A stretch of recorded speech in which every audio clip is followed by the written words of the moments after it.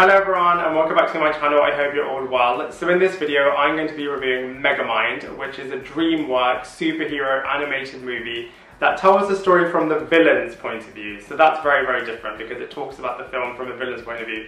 In terms of the movie though, it's very mixed. The first half is very up and down in terms of going from very fun and enjoyable points to kind of just really dragging, and you're kind of looking at your watch to see, when is it going to end.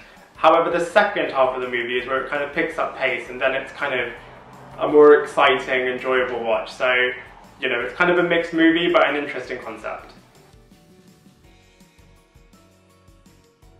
So the storyline of this movie just pokes fun at Superman the entire time. So right from the beginning, where the villain Megamind and the main hero Metro Man from different planets are sent down to Earth because their planets are being destroyed. And from the get-go, Megamind and Metro Man are already rivals to one another, and kind of you see them growing up into adults and they're already kind of set as these rivals. And Megamind is trying to take control of Metro City, which is basically Metropolis, and Metro Man is kind of like the perfect superhero who is kind of trying to save the day and stop Megamind.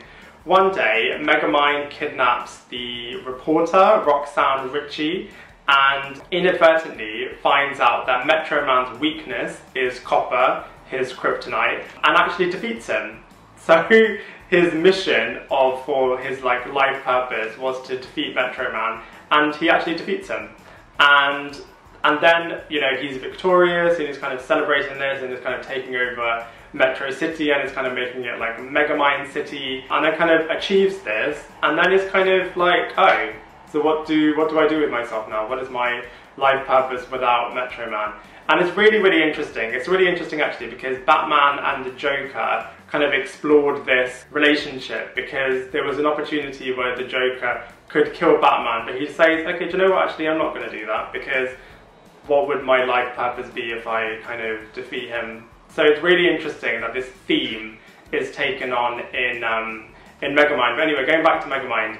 So once he's realised that he's kind of achieved his life ambition and doesn't really know what to do with himself, he gets some of Metro Man's DNA and kind of tries to find a replacement to create a brand new superhero so that he can kind of get back to his ways in terms of having this battle with a brand new superhero. But then that's when things kind of go spiraling out of control.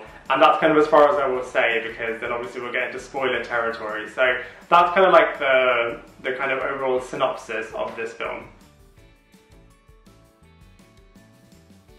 So the characters, by and large, conceptually are really, really good. We have Will Ferrel, who plays the main character Megamind, who's a supervillain in this film, and he is kind of like a spoof of Lex Luthor. He's a bit of a lovable character that you want to like, but just some of his jokes and some of his character executions just really do fall flat, and you're kind of feeling sorry for him for the wrong reasons at certain points, but at the same time you are kind of rooting for him based on the narrative of the film. So kind of bit hit and miss, I guess, over there. We have Brad Pitt, who plays Metro Man. He's obviously a spoof of Superman, and he kind of looks like Elvis Presley, and he's kind of like the stereotypical perfect superhero type character. We then have Tina Fey, who plays Roxanne Ritchie, who's the reporter in Metro City. She's kind of miserable and really unimpressed with life the whole time, so she's obviously a spoof of Lois Lane. We then have Jonah Hill, who plays Roxanne Ritchie's cameraman, and he goes on a very interesting story arc. I won't obviously give too many spoilers away in terms of what happens with him, but he's kind of like the bumbling sidekick who has a bit of a crush on Roxanne Ritchie's character. And then we have probably one of the more funny characters actually, which is Megamind's minion. So that's kind of a similar character, I suppose, to Gru's minions from the Despicable Me series, although in this film it's just one character, and he's kind of like a fish who just kind of steals some of the scenes with his wit. So, overall the characters, the cast, the acting is really, really good, but just some of the things that the characters say just kind of fall flat, and some of the jokes just really don't hit. So yeah, it's a shame from that point of view, but yeah, overall, conceptually, the characters are really, really good. From a visuals point of view, this is a good looking movie. They had a budget of 130 million, and you can definitely tell because they've, made a beautiful animation, all the weapons, all of the superpowers, all of the traveling, all of the space sequences, all of kind of, you know, all of the gadgets, all of the things look beautiful. And, you know, kind of all the superpowers and all of the action sequences, and kind of, you know, they use the visuals really, really nicely to kind of communicate the story, and also kind of the characters themselves all look really, really good. And kind of unique and iconic. So, you know, from a visual standpoint, this movie does look really, really good. So now we're in comparison territory, and from the get-go, you can just tell that this is kind of like a wannabe spoof, joke take on the whole Superman world. You can immediately just see, you know, comparisons from the get-go. So, you know, that's definitely one movie to compare Megamind to. Then we also, you know, like we established in the beginning, this is kind of like the villain's story. So it's a lot like Malevolent from that point of view, in terms of kind of having a different take on looking at a traditional superhero, supervillain story.